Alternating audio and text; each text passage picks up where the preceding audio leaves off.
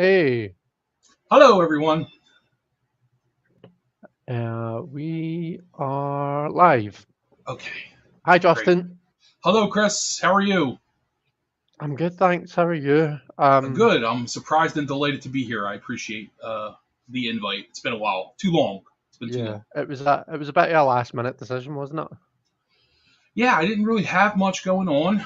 I had one doctor's appointment. I'm off. I have like a new weird kind of work schedule, so I'm actually off 3 days and I work one double. So I'm off today and tomorrow. I work Saturday and I'm off Sunday. So it's kind Oh, of like that's yeah, really good. it's nice. I do like it.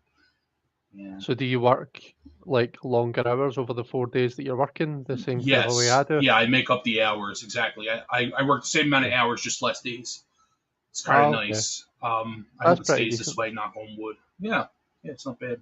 Yeah, yeah, that's good. I love like my Fridays off. They're Yeah. great. Hello, Um, Simon, good and hi, fun. Robin, and anybody else in Yeah, the hi chat guys. saying hello. How are we doing? Yeah, I can only see Simon and Robin just now, so I can. Yeah, me too. To be fair, so today it wasn't my usual day. I was volunteering with my team in work. So rather than being in work, we were away working in like a kind of a community garden type thing. And we were doing weeding and digging up paths and stuff like that. So it was like very intense manual labor compared to what I'm used to. So my hands are sore, my arms are Oh, sore, poor guy. and I know, finger size violin. I Did didn't you get have a good the. time though? At least do you at least It have was fun good, doing it? yeah. It was good fun. The weather was lovely. We had nice sun, and yeah, it was a good job. Do you know what I mean? It was a good job done. Um, so yeah, but I didn't get the live scheduled until like later on this evening. So it might be a quiet one just because I didn't actually schedule it until later on. Oh, it's no problem. Um, and then I I always was notice a lot of texting. people were always watch my lives after because I don't have a live schedule, so it's always kind of Right, a surprise. And I notice like many more people watch after, so that's fine with me too. right, yeah, But it looks like we have a nice crowd here. Hi Debbie yeah. Hi, Debbie. and Gerald. He's hashtag Oh lurking. yeah, Gerald's lurking. Um, I hope everybody's doing okay. Um, I've got my usual standard drinky iron brew here. I don't know what everybody else is drinking in the chat. I got Uh, a fun story to tell you. I actually, when I went to the pharmacy to pick up my prescription, I mhm. saw that they had my favorite coffee in stock, which is Cafe Du Monde. Oh, It's a French coffee, and right, it okay. comes in a yellow can. I should have grabbed it to show you, but anyway, that's what I'm having. It's not actually coffee 100%. It's coffee and chicory root. So like Mhm. that, it's got a very distinct taste. It's very dark, and surprisingly, so it's the way they drink coffee in New Orleans and down in the American South, like Mississippi, New Orleans, and stuff. Right. But because it's a French influence, so a lot of the people in French Indochina like it. So I get it often from like Vietnamese owned stores, Right, okay. which is kind of cool. But nobody knows what it is up here. But the first time I went to New Orleans, I went to the cafe's called Cafe Du Monde. It is a phenomenal place. They have these beignets, which are like fried, almost like a donut and a croissant kind of mixed, and it's fried and it's covered in Oh, like powdered sugar. And like you can't wear black if you go there because you'll be covered in like white sugar. You know what I mean? yeah, It's like everybody will right, know I've got you've you. been to Cafe Du Monde. But so I'm excited. I haven't had this in a long time, and because they've been out of it, I guess like during the pandemic. But I'm excited. I got my coffee. You wouldn't be able to like sneak out and go to Cafe de Monde then and not tell your partner wearing black because you get Well, back and they'd know exactly where you've been. true. Yes, and Uh, I'd have to hop on an airplane to do that because I could, it's probably a 2 hour flight from here to New Orleans from Philadelphia, but it's well worth it. The food alone is worth the trip to New Orleans. right, okay. We've got a couple more people here. We've got JL Torres says, hello everyone. I love Cafe de Monde and I miss New Orleans. Can't wait to visit again. Oh Uh, yes, Mandy, Shield Maiden Divine Feminine Wisdom says hi to Gerald. And has been here a while. We've got, right, okay, I should probably go back up and actually make an effort to say hi to people. So, hey, Simon. Hey, Robin. Gerald and Debbie, I caught you guys. Taro Diva Ellie is here. Um, and then we've got Mandy and JL Torres. So yeah, it's lovely to have you all here. Welcome. If this there's a couple of new names that I see, so or names that I don't recognise. So if this is your first time here, then welcome. Thanks very much for joining us. So Justin and I are going to have a bit of a chit chat, catch up, and then we're maybe going to do some readings, throw some cards. We're thinking maybe talk a bit of Marseille, read a bit of Marseille, but also maybe a wee bit of playing cards. We'll see how we feel. So I've got a selection of decks here ready to use. So we'll see how it goes. So Justin, I mean, I'd imagine that most of us here know Justin and you know and know the kind of a stuff that Justin's involved in. But Justin, see for those that don't, tell us a bit about yourself and tell us particularly about your card making Yeah, sure. endeavors. Well, so I'm Justin. I'm from South Philadelphia. I was born and raised there. And I live in a suburb of Philadelphia now with my partner. It's called Glen Olden. And I've been involved with tarot since I was a kid, on and off mostly, but for the last, I don't know, decade or slightly less, maybe like 7 or 8 years, I've been really interested in tarot. And so I started a YouTube channel actually when because I used to watch like a lot of other people. I watch deck reviews and things like that. And plus, I learned a lot about reading tarot on YouTube. You know, it was just always in those days. I mean, now I read a lot of books on tarot, but in those days, a tarot book kind of intimidated me. And I was always just felt more comfortable with somebody explaining how they read. And I discovered channels like Vincent Petici and Tom Benjamin that show you the cards. And then I discovered Simon from the Herbert's Cave, who had this great community of people. And Simon actually very encouraged me a lot in the early days to start a channel. So I did, and it was just kind of about fun and connection. And then I don't know, I got swept up by Tarot de Marseille. Because I started with the Rider pack. I got my first Rider deck when I was 11. In the early '90s, it was the early '90s version, and most people know about the story where I had to get rid of it or whatever. But so I, a friend had maybe get rid of the cards because their parents were religious. But I ended up getting another deck like years later, and but I was very Rider Waite Smith, and then I don't know, like I never liked Tarot de Marseille, but it just kind of I noticed one day that all the decks that I was buying were TDMs, which was started to think about like why am I so attracted to these decks, And then I got I'm telling you my life story here. I'm sorry, I can't give you any short story. I'm good. And then basically, I got interested in card making because I had ordered a deck from Carol Hertzer, who makes these I got one right here actually, I can show you. She makes these really beautiful decks. She hand paints them using the Pamela Coleman Smith images. And I thought, well, it's really cool that there are people that are hand making decks. And I thought, like obviously you're going to pay more money and there's a lot of time and effort involved. This is actually, I believe, the Illuminated 2, or I forget which one. It's one of the Illuminateds, but it's the mini version, which is nice. And then she signs every deck, which is always like a very nice personal touch. The Illuminated Tarot. So I got interested in making cards myself, and I started researching it online, and I came across a few different methods where it didn't take much. You can glue like 2 sheets of paper, like a good cardstock together, and get like a fairly decent result, which is these kind of this was one of the first decks I ever created. Um, it's massive. This is the deck by Yoav Ben-Dov. He's put these images for free. He's passed away now, but you can get them and print them. And so I wanted to, create my own tarot deck. And so, like, I don't even have backs on here because I was just kind of experimenting.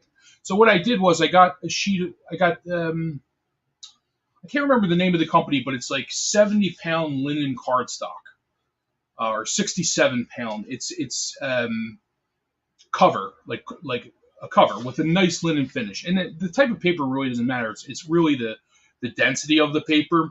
And so I started experimenting with this method and printing decks like this, and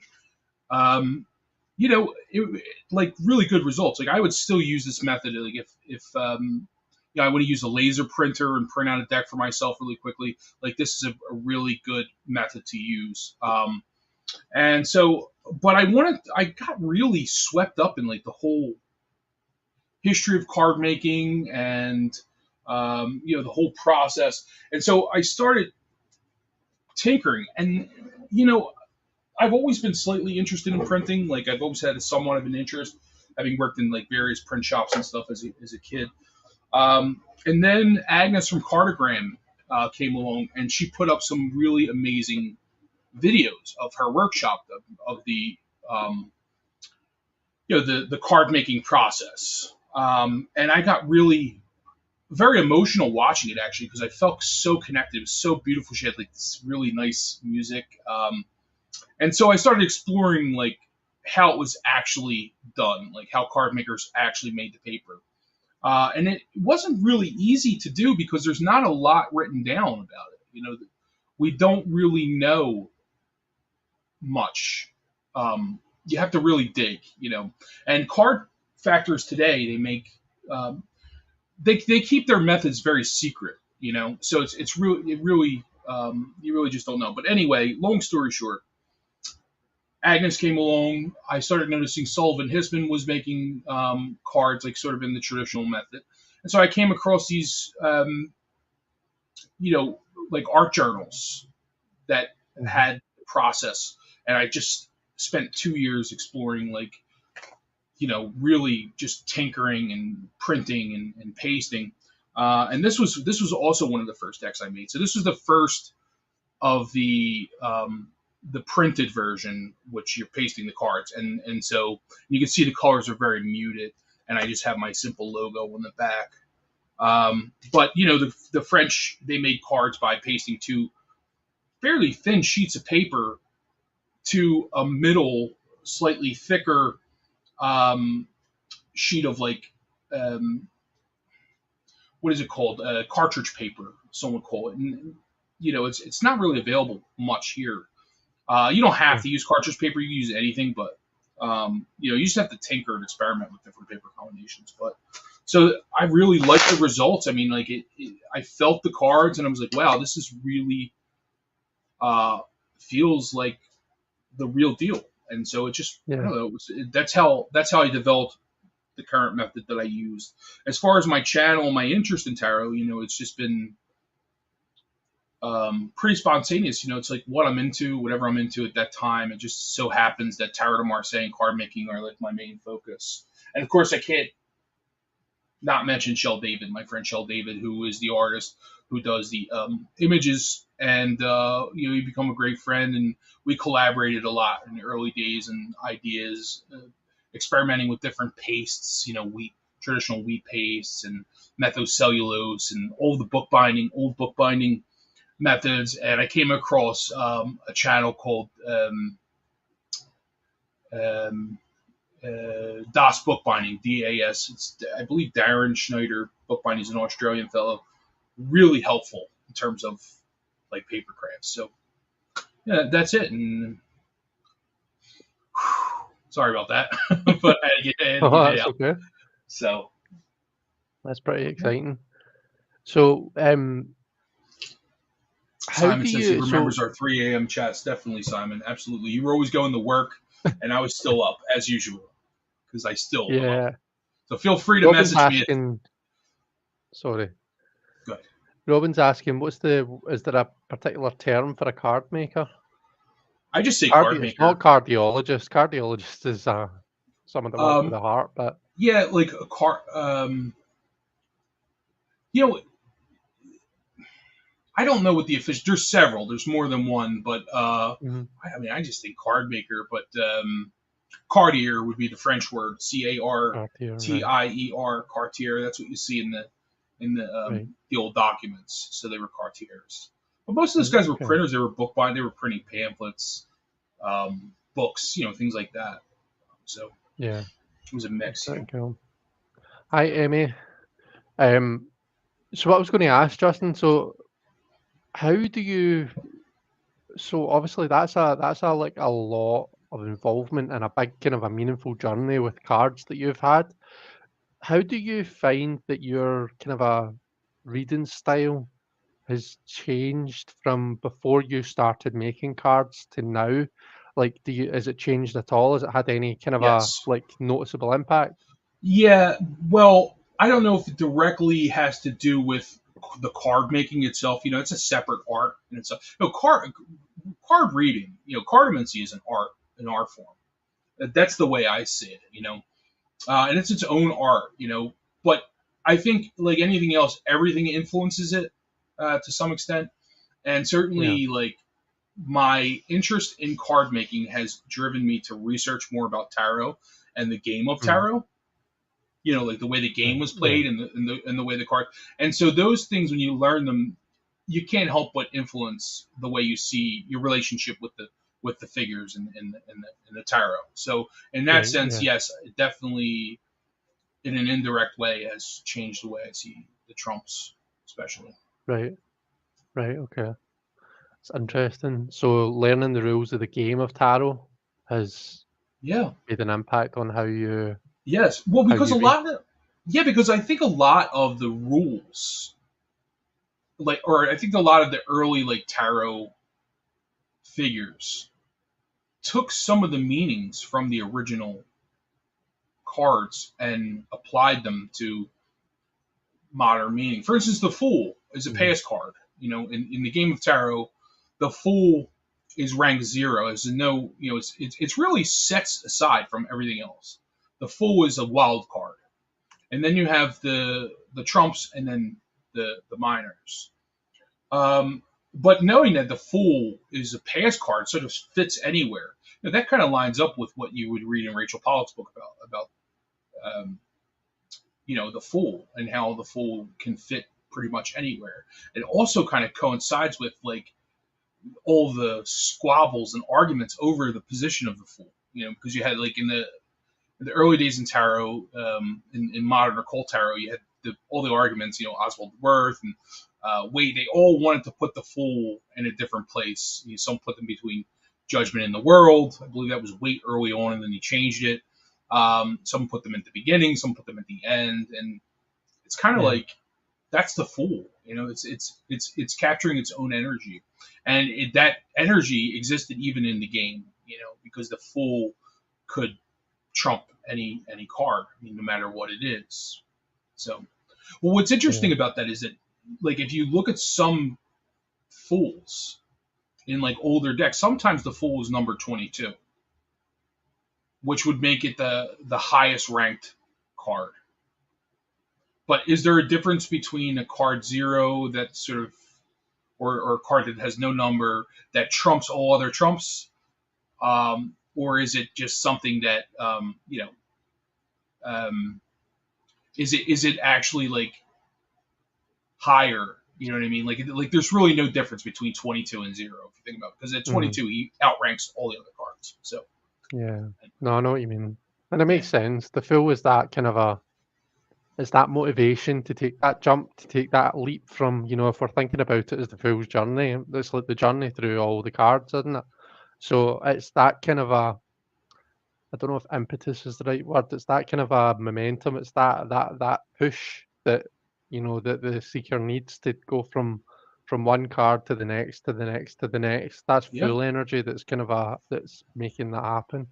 So no, yeah. that does, and that it makes sense. That's why the fool can be anywhere. Robin brings up a Um, point: which came first, the Joker or the Fool? The Fool did. The Fool.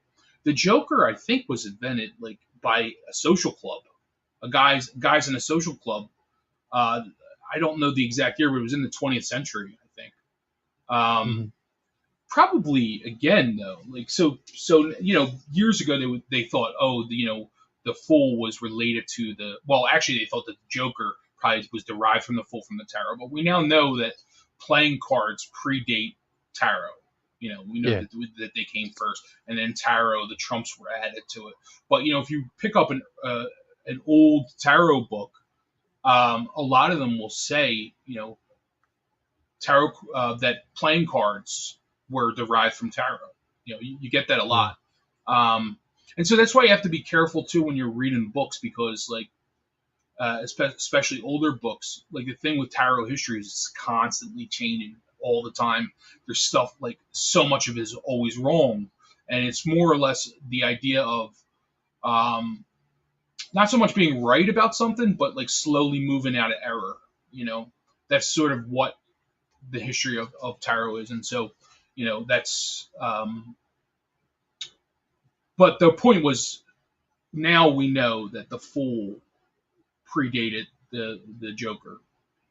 Pretty sure. yeah, I'm like 99% sure. It was a modern invention by like a social club or something. So yeah.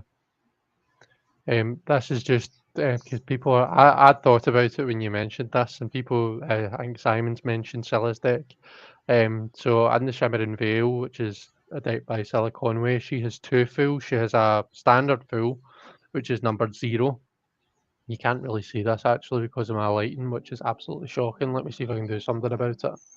Um, but yeah, you've got the 0 fool, but then you've got the 22 fool, which is the golden fool.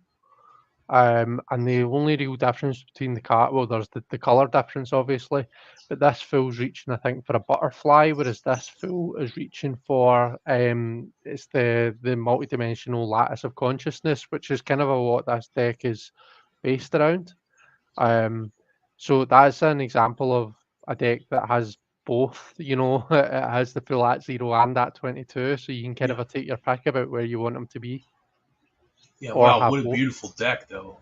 That's It really is, so isn't it? stunning. It's something that I always wanted, and it went on my wish list, but there's a lot of cards on the wish list, so I forgot about it. But thank you for showing that. 'Cause, What kind of decks have you got on your wish list just now, Justin? Just being nosy. um, let me see. Well, a lot of them are decks that haven't come out yet. Right. I'd really like to get a copy of the Vampire Tarot by Robert Place. Robert in That one. place. Um, I'm really looking forward to. Geez, please don't let me forget her name. Um, um, it's the Tarot Arthurian. Oh, Arthurian. Anatolian. Anatorian. I'm so sorry. I know Anna will. I just had brain for it. Yeah. So that's really a deck that I'm looking forward to. Um, I'm looking forward to Lisa Hunt redoing the Fairy Tale Tarot. That's something that I always really liked it. I have the Spanish version, but I'd like to get the version in English, and hopefully she'll do it on a nicer, modern cardstock. Hmm. I just packed an interesting deck on Kickstarter. I don't really know too much about, but that looked pretty cool. Um, yeah, in terms of wish list, like most of the decks on my wish list are either really expensive decks or like overseas decks where you have to pay a lot of shipping. Like there's a reason I haven't bought it yet, so it says a lot about my tarot addiction. But it's what I enjoy. Like I own. I'm fortunate enough to say that I own most of the decks that I want, but there are quite a few that I would like obviously to get. Yeah. Um, but they're for one reason or another not easily obtained. So Yeah. I've been in quite a simple mood as far as tarot goes recently. I've been reading a lot with just a good old Smith Waite, a good old Rider deck. Um, yeah, and maybe throw in another deck here and there. But I just Yeah, did. Go ahead. Sorry, Chris. I didn't mean to cut you off. no, Finish, you please. you didn't. I'm just yeah. That was really what I was saying. No, I've just while been a you bit of a tarot basic bitch lately. you know me, you have to like sometimes put a muzzle on me if I will out talk you. So um Sorry, I've got a button that can mute you, so we're all yeah, good. just mute me, man. Yeah, I don't mind at all. Yeah. You know that. So the I just recently made this, and I saw um Let me online get on this somewhere, properly.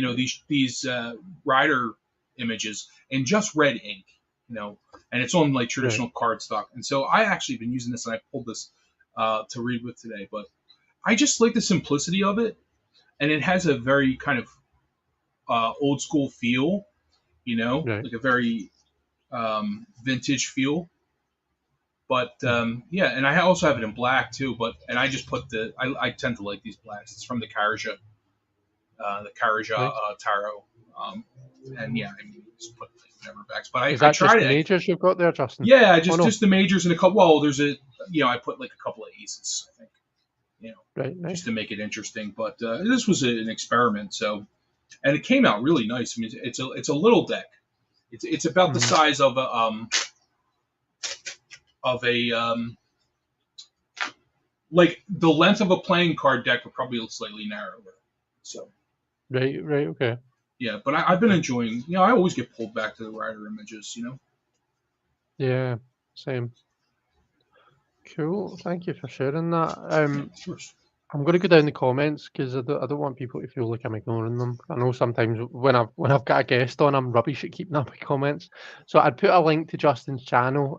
Thank you very much to I think it was JL Torres that asked me that asked for it. So put a link to Justin's channel.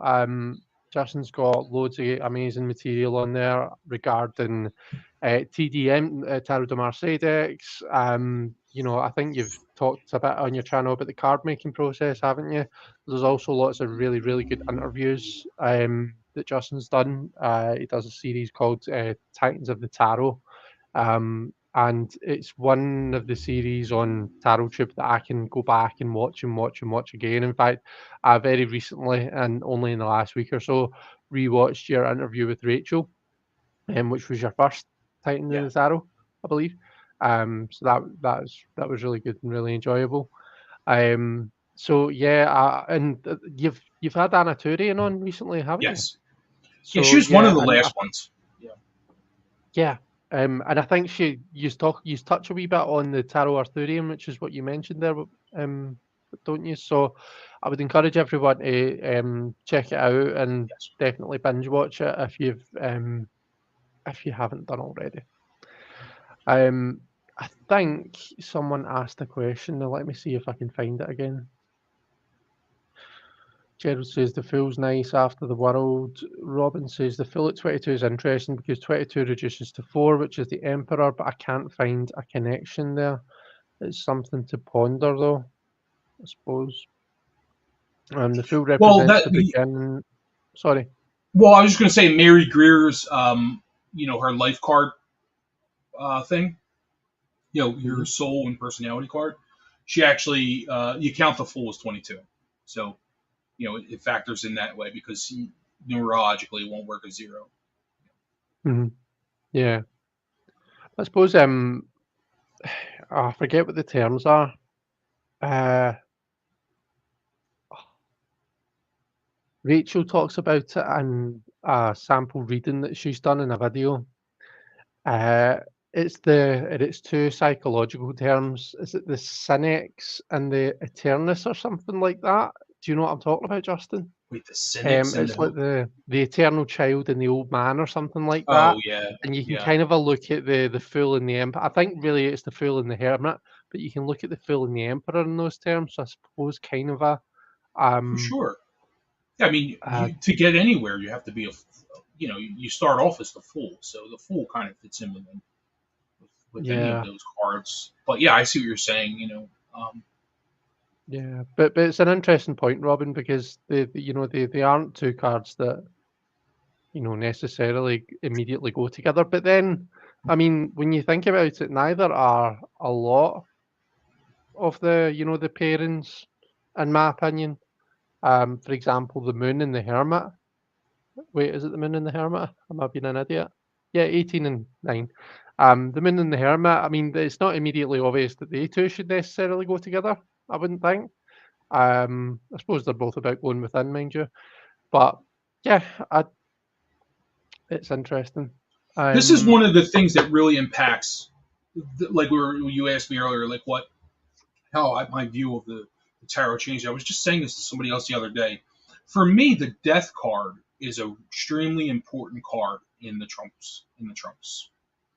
I think in one sense it's one of the most important cards, and it's helpful. I think it could be helpful for people trying to understand the trumps, at least in terms of whatever way you choose to interpret them is up to you. But the way I see them, and that is like all the cards preceding death are sort of what's the word I'm looking for? Like they precede death, so the death doesn't affect them. They're all mortal in the first up to death, and then all the cards after death are immortal. They okay. supersede Yeah. death, and that really makes a lot of sense. I mean, if you look at the devil, he's not affected by death. The moon and the Yeah. sun and the star, they're all, the heavenly bodies, they're not affected. So that, to me, that's a really good way, kind of a starting point to get to know the hierarchy of the trumps. It's like, Hmm. look at the death card. And of course, the tricky one will be temperance, which is one of the three moral virtues in the tarot, but it's the only one that outranks death. Hmm. And for the longest time, I think we talked about this last time you were on my channel. I'm going to go on about it, Yeah. Yeah. but Definitely.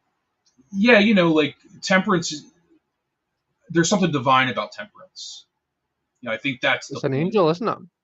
Yeah, and the angel, yes. And somebody had mentioned to me, I believe, after our interview, a friend of mine from France said that the French also wondered why does temperance outrank death over the other virtues. Justice doesn't.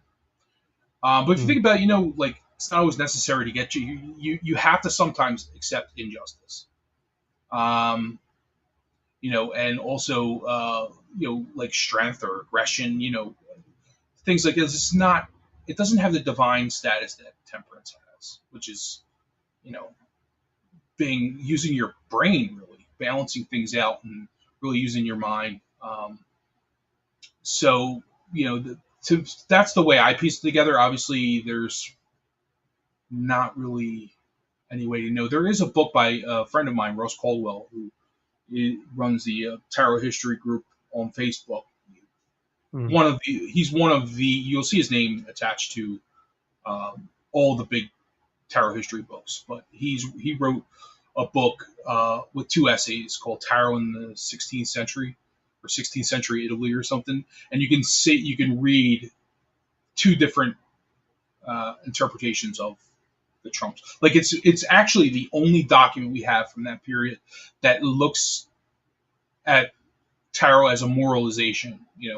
Like some sort of story.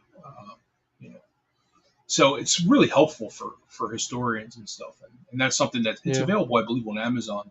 But it's a short. It's just two essays. But it's really Hmm. it was very helpful. So you can read about that. Yeah. Robin says Curious Creatures Tarot also has fools at 0 and 22. Mandy says 22 is a master number numerologically. Robin's Yeah. asked, does anyone have an update on Rachel? Yes, I do.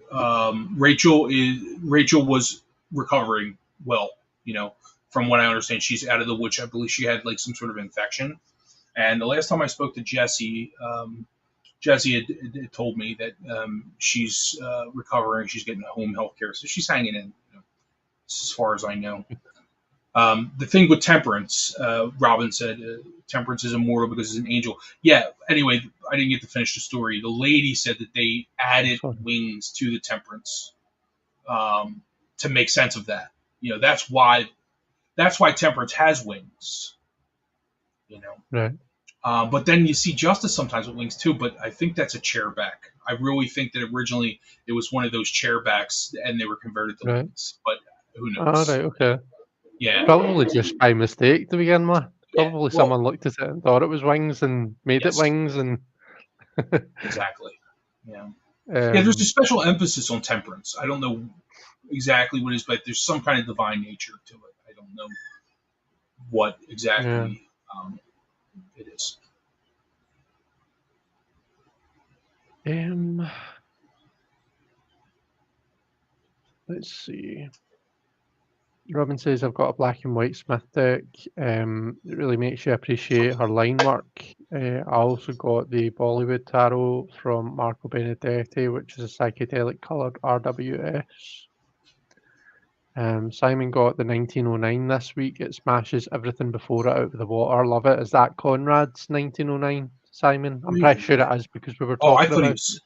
Oh, sorry. I thought he was saying the actual 1909. it. Go ahead, That would be finish, good, Chris. I'm wasn't sorry. Couldn't control myself there. I was like, "You got a 1909?" it? No, I think Conrad Stein has just done. Um, he's just finished. Um, doing a what's the word? His own thingy of the 19 thingy, his own That works. creation of the 1909. And he's got it on his Make Playing Card store. Apparently, it's supposed to be one of the best, or was that he's done the Pamier as well. Really, And yeah, I and need to catch apparently, up on Comrade because I haven't seen any of this. Saskia that's got a copy of the Pamier, she's apparently said that it's one of the best that she's seen, or it's the best kind of a reproduction that she's seen Wow. of it in terms of the colours and stuff.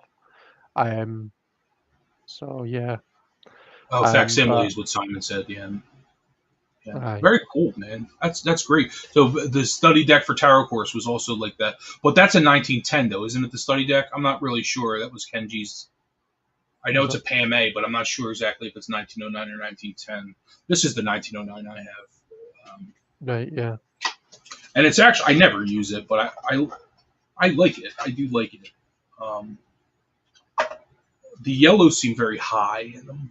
I think for that period, mm, but it's very possible that it was like that. I mean, I don't know. But let me see. This is from Drive Through Cards, and they actually include a few black and white decks. Which there's something about the line work in this, Robin. You're right.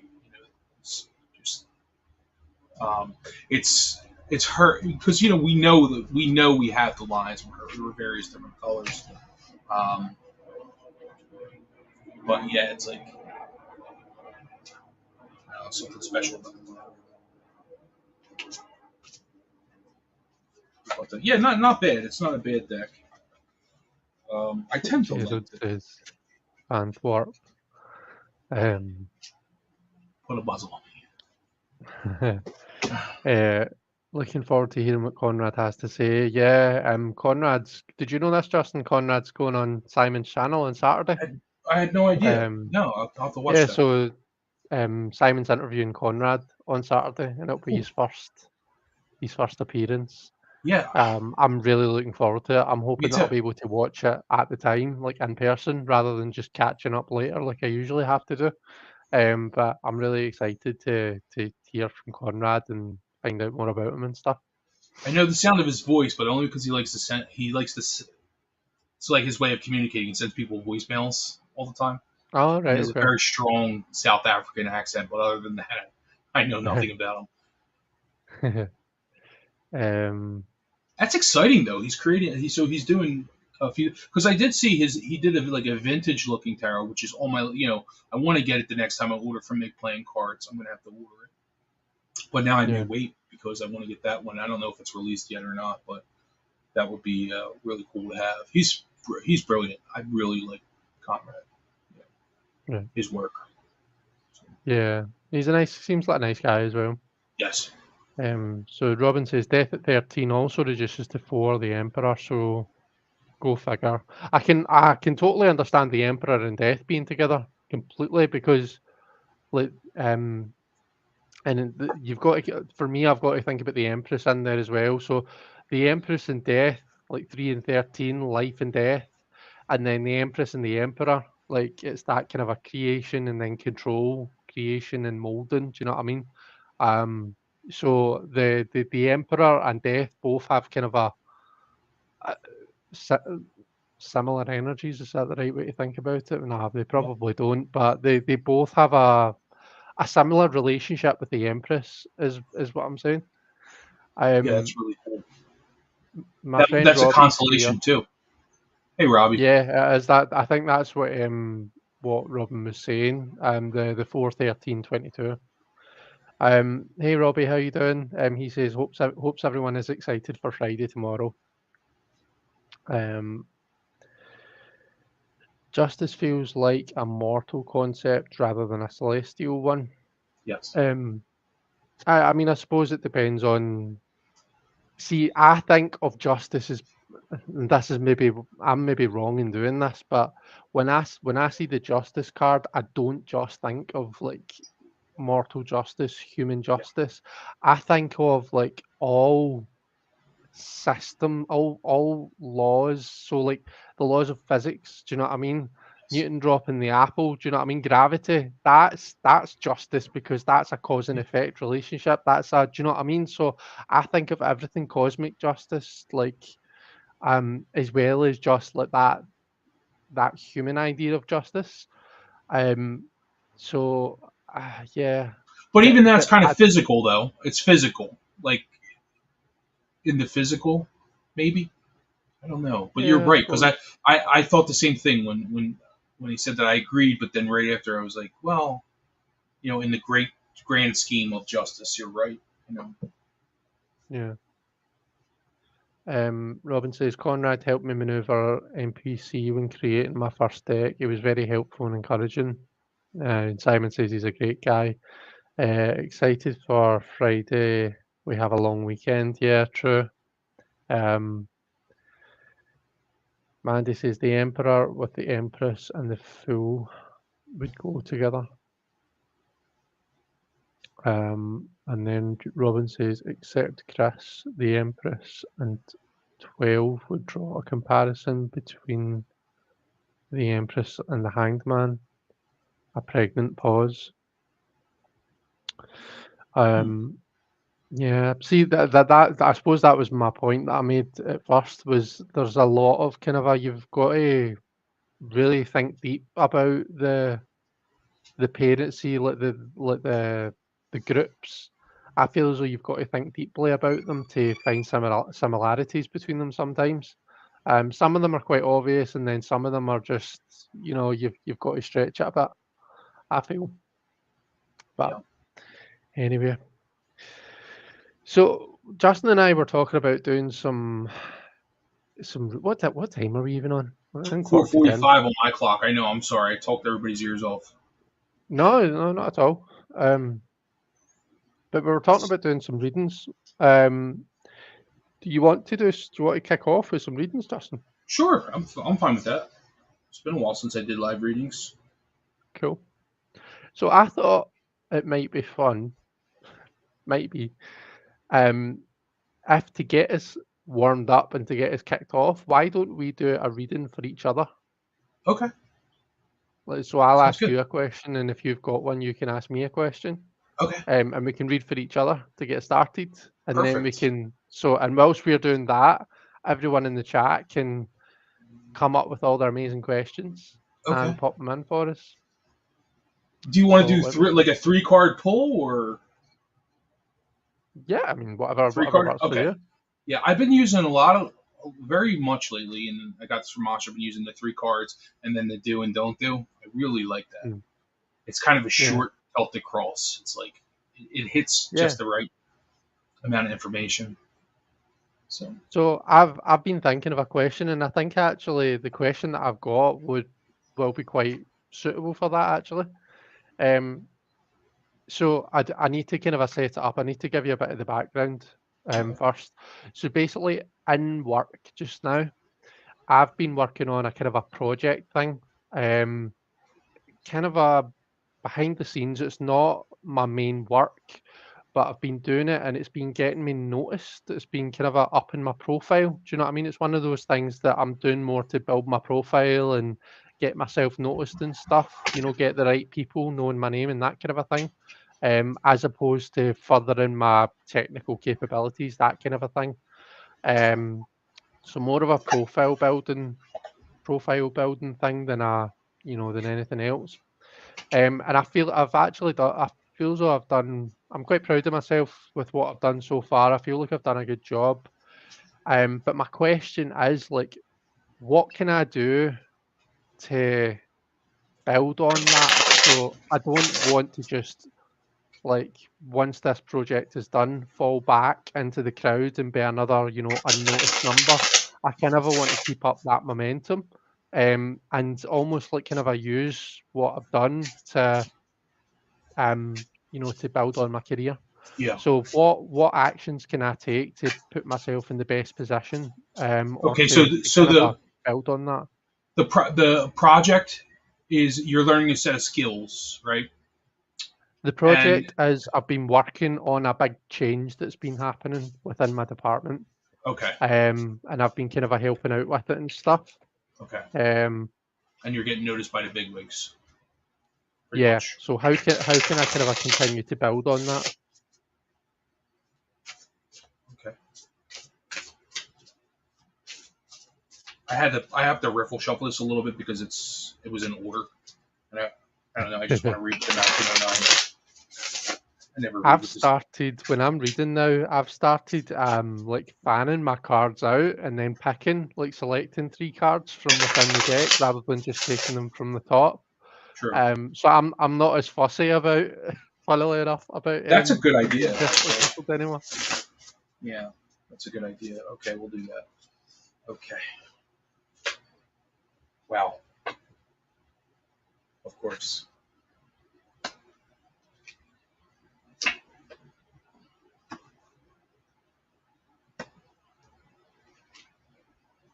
Empress, 7 of Wands, and the 8 of Cups.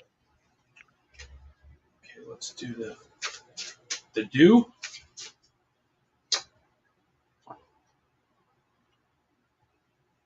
Okay. And the don't do.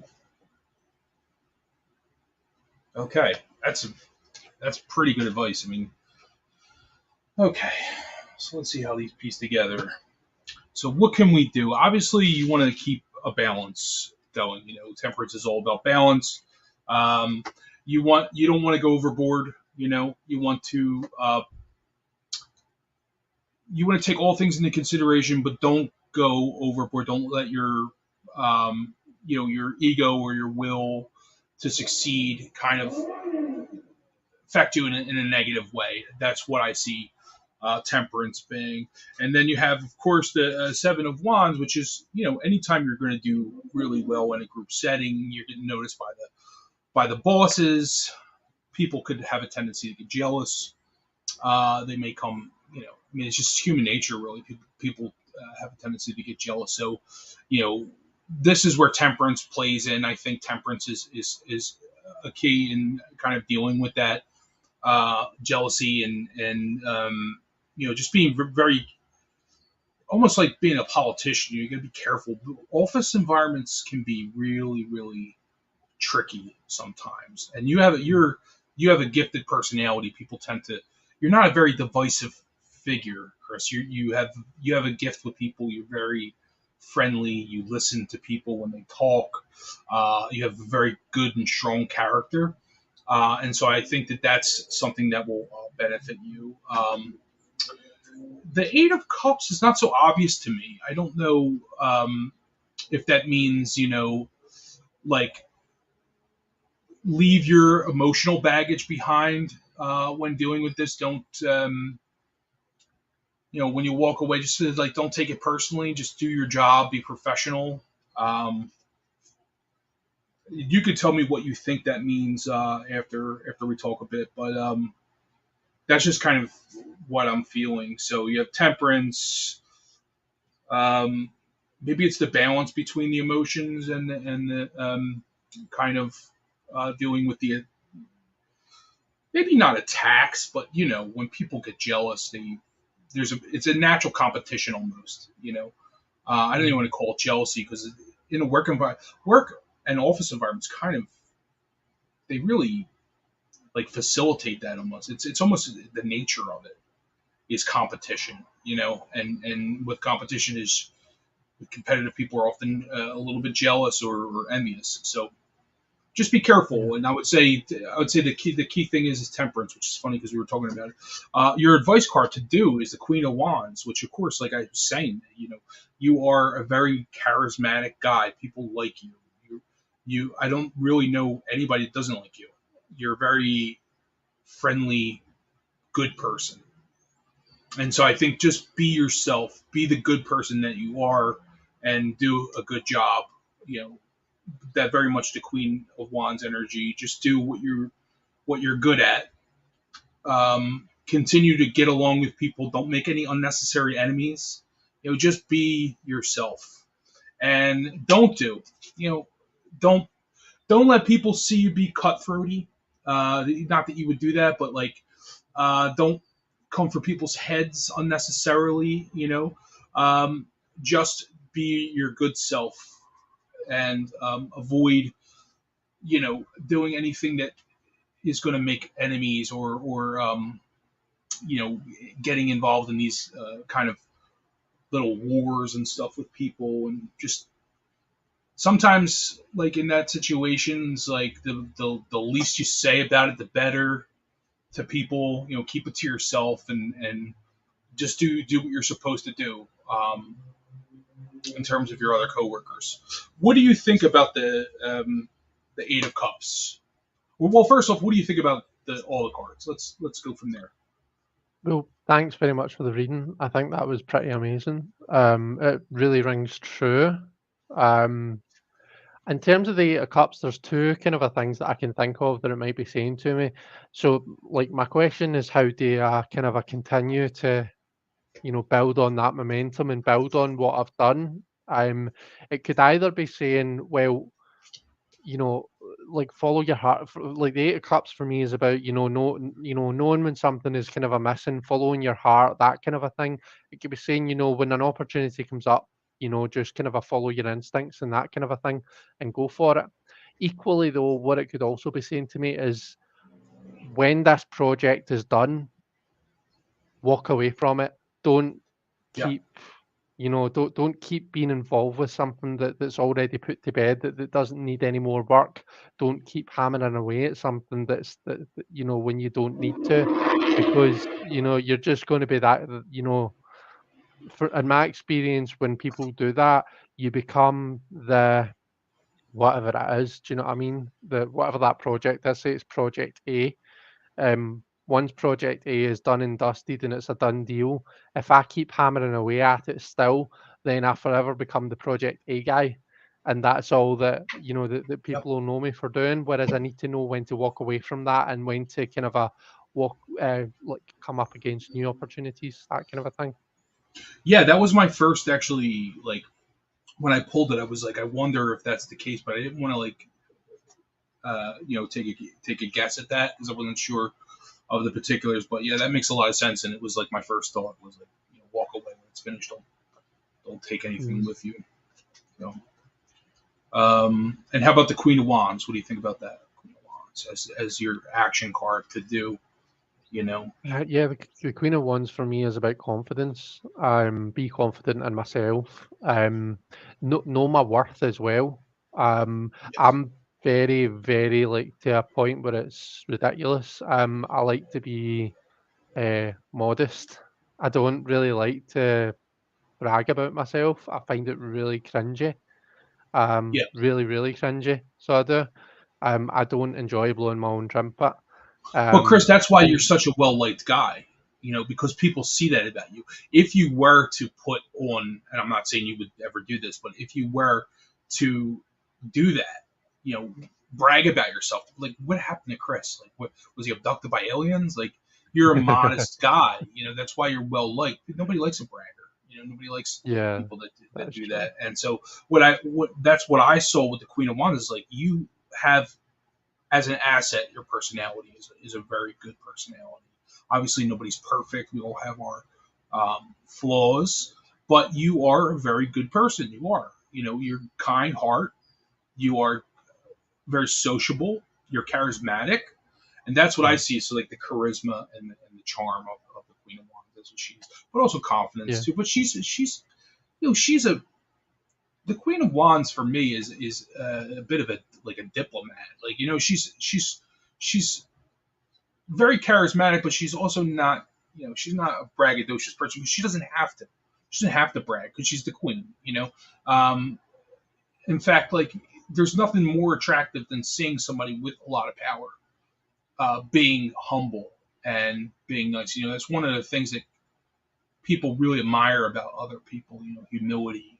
Um, So yeah, confidence, but like a true confidence, not like a superficial braggadocious confidence, but like something that's very genuine that um, self assurance kind of thing. That's what I say, and that's an asset for you. I believe that you have a great personality, so I think you do well in it. I think that that's what it's telling you to do is to really just be yourself and to just do your best and don't overthink it.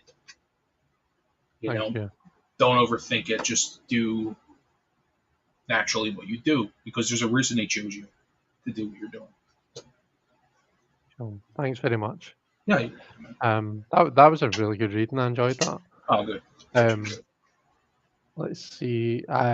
Robin had said, I've seen a lot of interesting stories online about the Queen's hat and purse collections and what she kept in her bag and her thoughts on the weight of the crown, figuratively and literally. Yeah, there's lots of kind of a stuff on YouTube you can see about her. Did you know that the Queen's handbag was always used to like send signals to her, bodyguards and stuff? So like, where she held her handbag was a signal to them, like get me away from this person or whatever. Um, that I've always thought that was quite cool.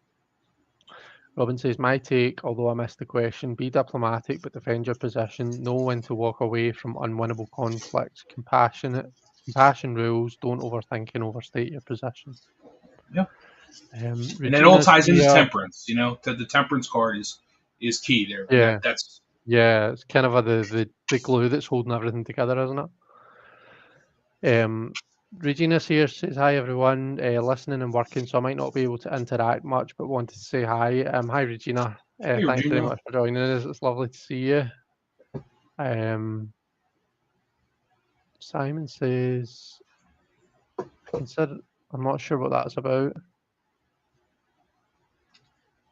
Am I missing comments or something?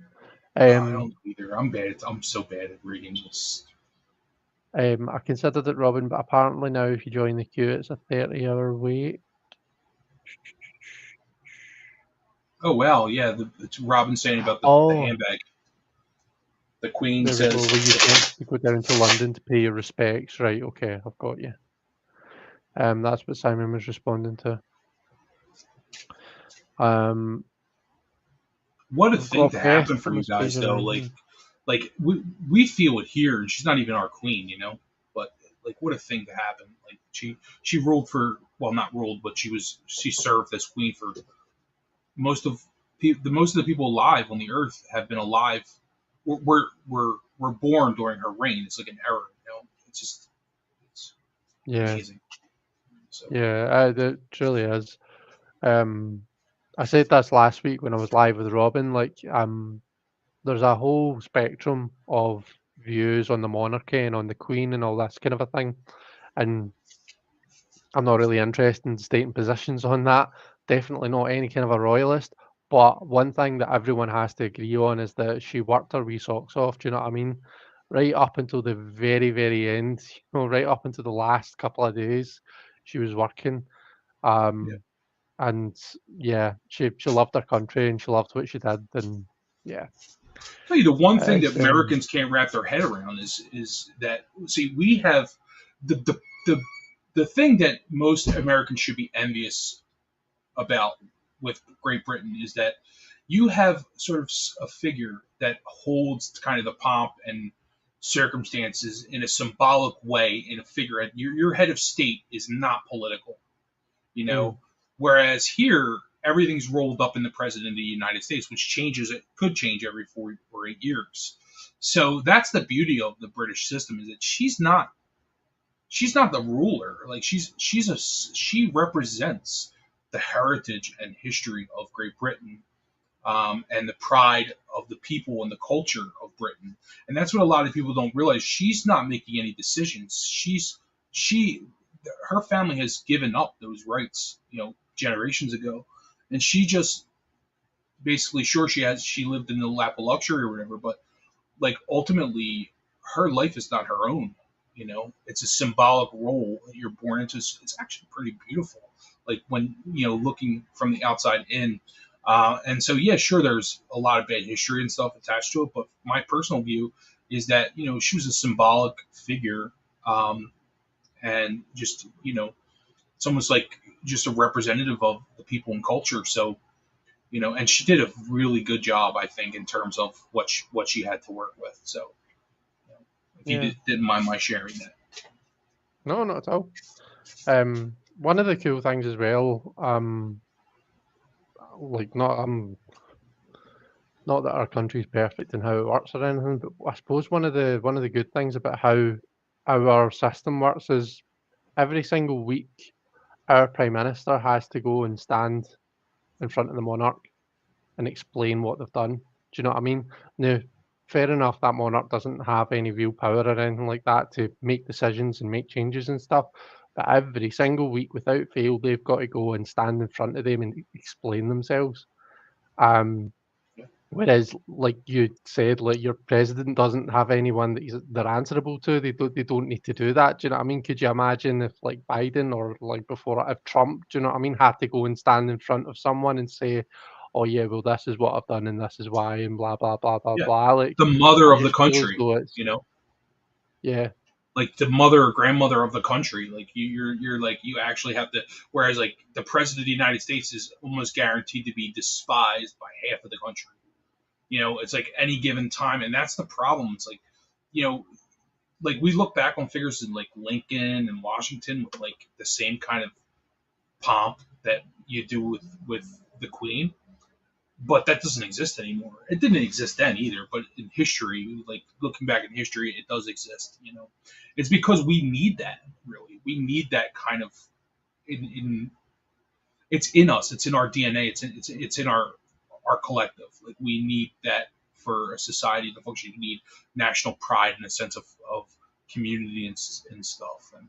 And there was Mhm, a famous quote that George, I believe it was George III, the Mad King George.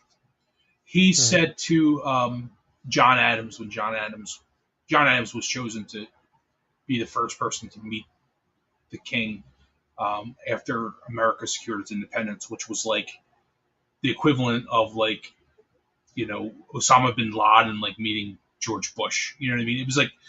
It was really a serious thing, and so it was sort mhm, of really, really nervous. But the king said, "I hope that your people don't suffer for the want of a monarchy," something like to that effect. And it's very true. You know, like you have kind of a great system because you've combined old and new in kind of a you've taken the best parts of the monarchy and carried it mhm, over into a modern democracy, and so that's why it works so well, I think. And America also is hard to like change things because of our system. It's like gridlock. Like that's why we have like these rights that kind of seem almost like um, like antique, like the right to bear arms and stuff. Like it's very hard to change those things because it's so hard. And I feel like the parliamentary system is kind of it's a little easier to change with the times. I think, which could be good and bad. yeah. It depends. But anyway, enough about politics. um, let's see. Thank you very much, Simon. I appreciate that. Um, like the strength card. It's a quiet strength, not loud and bragging about its strength.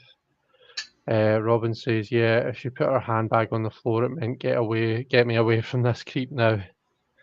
The Queen's purse language. I'm talking to Daniel Craig now. Leave me alone. Her passing wasn't inevitable, but many felt like she was immortal. She'd been of service for so long. Yeah. Um, Simon really appreciates the way you put what you said about the Queen. Oh, thanks, Simon. She was more of a symbol than a political figure, says Robin. Beth says, beside her steadfastness, work ethic, and duty, the Queen tried to reconcile differences in her own way. I admire her greatly and have been crying like I'm British, says Beth. Robin says, not sure about the future. Somehow a matriarch seems more compassionate than a patriarch. Yes. Yeah. That's what I worry Charles, about for Britain. I'm like, okay, are they going to be able to survive with a kid? Like, I almost think that it should just automatically go to a woman. I don't know. I just feel like it's just would be better. I don't know. But she just was the perfect woman too. So Beth says Charles III is very forward thinking. It may be what England needs. Focus on education and programmes for the poor and the environment. Well, we'll see. We'll see. I think he'll be given his chance, and we'll see. The proof will be in the pudding. I know that he's very environment focused. He's very kind of a conscious of the environment and global warming and all that kind of a stuff. So I think that's potentially quite a good thing. But like I say, we will see. Here's a curious question, says Robin. Which of the Tarot's four queens do you think Elizabeth was most like, including the Empress? For me, the Queen of Swords, I would probably say. Um, she was very good at keeping her emotions in check. She's hardened by time and by experience, and I mean, she became the queen. Her dad died when she was 25, and from then until just the other day, she was the queen. In fact, 1 week ago, she's been the queen of the United Kingdom. yeah, she's Um, probably been all four at some so point in her life. You know. definitely, yeah. But I think the queen that we see is probably more Queen of Swords. That's just my opinion. Yeah. Um, No, I think you're right, especially with the passing of her husband. Like, yeah, like yeah, the widow queen almost. Plus, she was yeah, like absolutely. I definitely see the Queen of Swords because she's like the Queen of Swords is the she's the widow queen. She's the only of the queens as the myth goes. That doesn't have a consort. She she's just like the the only ruler. She's not influenced by yeah, anyone. She holds all of the power, which is. yeah. I mean, to think that Those are that the happened in the late 40s or early 50s, whenever she was crowned, like for a woman to have that kind of power, mm, and influence was amazing. yeah, yeah. She's very, very strong, which the Queen of Swords is. Like I remember, like seeing her at Prince Philip's, her husband's funeral, and this was during the COVID times, the height of COVID, and that wee woman was sitting herself. Do you know what I mean? And Yeah, that big abbey, without any of her family around her. And I mean, from what I saw, she held it together, just like she always did. Um, so she was kind of a strong in that way. So yeah, I think the Queen of Swords, I would say. Beth agrees. Queen of Swords was her public persona for sure, which in many ways ensured her popularity. She was contained and steady. Yeah. So Justin, have you got a question that you want to be read for? jeez, I don't even really have a question. Let's see. Um, I could have been thinking about it the whole time when we were just sitting here, but Oh, don't worry. let's see. What do I want to know about? And to be fair, no one else has put a question in, in the chat. Um, Yeah. Okay. So how do I phrase this as a question? So the property I live in is up for sale. We've been dealing with showings where Right. the owner of the property, because they're selling the place, they're bringing strangers into our apartment to like look. And the first day they were here, they were like opening closets up and stuff. I was like, I emailed the lady because Steven was here and Steven won't say anything to them, but he told me he was like they were here like opening closets and stuff. I was like, whoa. I said, I messaged her. I was like, please do not do not open any closets in my apartment because we have like personal stuff in there and stuff. Yeah. Like it's just an invasion. So yeah, they text us in advance and they're like, okay, can we do a showing today at 4 p.m. I've been keeping it down to like once or twice a week. Like if she's messaged me more than that, and I'm just like, no, I'm busy, you can't do it. But it's just been there's a lot of uncertainty, and this isn't the first time we dealt with this. When we first moved in, the owner of the building when we moved in had sold the place, and we got lucky that somebody else bought it and they moved in downstairs, and we were able to stay. We've been here almost 15 years now, Mm. so it's a big thing. It's there's a lot of uncertainty attached to it. I don't know how much longer we're going to be here. If we're going to buy a house, finally, or what. So I kind of wanted to get some, I guess, advice in dealing with that situation. Um, I guess I should probably try and phrase it into a proper question. So, you know, I can read for yeah, let's do that advice if you don't question. mind. Yeah, if you don't mind, that would Okay. be good. So advice on how to go about dealing with that. So I'll probably do the same kind of a reading that you did for me actually, 'cause I quite enjoyed that. I'll pull the three cards and then we'll do a I don't do this and I do this. Okay. Where would you put the don't do and the do? You put the do. I always put the do on the top and the don't do at the bottom. Just All curious right. what Okay. your preference would be. What is Well, your usually preference? when I do it, I do a three card. It's the situation. Don't do this to the left and do this to the right. I think Oh, that's okay. the way that Zoe kind of sets it up. But Yeah, the I mean, Zoe one. The Zoe one. Yeah. yeah. Right, okay. Oh, it would help if I actually turned on my table camera. Sorry, Fancy guys. schmancy. I know. Fancy bitch, yeah. Let me do this. Do this. So you can actually see, and I'll zoom this out just a smidge because we're going to want to see Oh, more you're cards. using the That's the Low Scarabeo TDM, isn't it?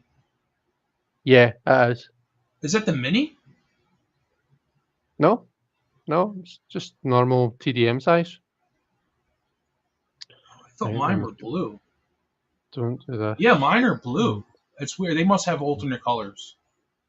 This is the Total Tarot version you get with the magazine. Oh, that's cool. That's a little bit rare then. It's a nice collector's Yeah, piece. yeah, it's nice. Right. Oh, I thought that was blooming Temperance showing up again. So you've got the Papess, the Three of Cups, and the what's that? The Six of Swords showing up to begin with. Yeah. Okay. Um. Right. Okay. What this is saying to me is, first of all, knowledge is key.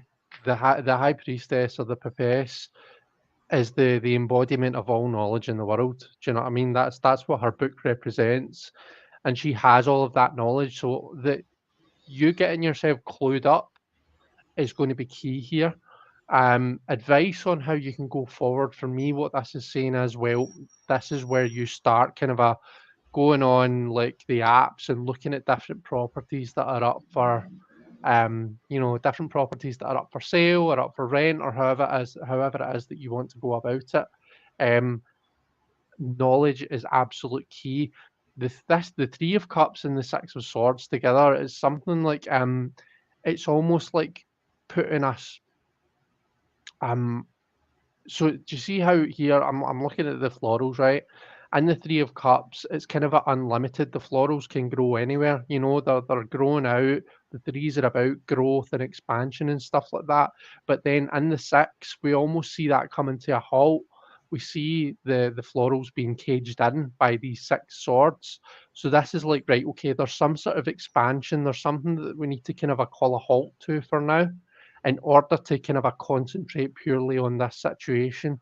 Stop, like, bring your focus away from other things that don't really need your focus right now, and focus on this situation. Focus on getting yourself clued up on it, and just finding out what you need to find out. Put yourself in the strongest possible position. I really, for me, if it was me in that position, we've got apps called like Rightmove and Zoopla, and that's where you can kind of look up all the properties that are up for sale or up for rent in your area, and you can filter it down by like how many bedrooms you want, what type of property you want, whether it's a house or an apartment or what. That's kind of what I would be doing. I would be on that, and I would be looking at all sorts of different properties, and and I suppose we've not even touched on the financial side of it. So that's another thing. Do you know what I mean? Make sure you know exactly where your finances are. You know, like what you can afford, what you can't afford, and just kind of get yourself as ready as you can be. Let's look at these 2 cards. So don't do this. Death, okay, or card 13, since it's unnamed, and then do this. We've got the 9 of Cups. Okay, that's interesting. Yeah. Um. Okay, so what does that mean then? It's telling me to get out of here. It's telling me to move. It's time to go. I think. Don't hold Do you on think to the so? emotion. I think so. Yeah. I think. I mean, I don't know. I have to kind of think about it, but So you this know. is what not to do. This is Oh, bad I see. I idea. read that Don't as do okay this. because it's Oh, reversed. you right. You're the other. Okay, go ahead. You Sorry, right. continue your reading. I interrupted you. I'm No, sorry. no, no. You didn't. But I was just making sure we were singing to the Okay. same. With the spread positions were the same. So death is telling us what not to do. So Okay. I suppose your kind of immediate thought was, death would be like get out of here. Do it as quickly as you can. I suppose maybe what it's saying is don't do that. Do you know what I mean? Give yourself plenty of time to decide. Don't kind of make any rash decisions. Don't get out of there before you absolutely have to. You Good know, point. you're in a secure position for the time being, so use that. Use that to kind of um like we say, just build your knowledge and look up the stuff that you need to do. Get yourself into a good place, kind of emotionally and financially, in order to kind of um, in order to be in the best position to move that you can be. And do this. You've got it's the 10. I was in the 9 of Cups. It's the 10 of Cups. Um, so I, I mean, tens for me are about kind of a moving on. It's about the renewal of the cycle. It's a kind of an end of one phase and the start of another. So be excited about it, because the Yes. cups are an emotional suit. Do you know what I mean? So Yeah. be excited about it. It's going to be sad moving away, but don't focus on the negatives. On the fact that it's an ending. Focus on the fact that this is actually a new opportunity as well. Do you know what I mean? Yeah. To build new memories, and Yes. it's maybe a bit of a blessing in disguise, I suppose. Yeah. Yeah. That's a good point. And especially since my first inclination was to just like I need to take my time and really do this properly. Plus, I think we have I think we have time anyway. It's not going to be just like abrupt where we're going to have to leave in the middle of the night or something.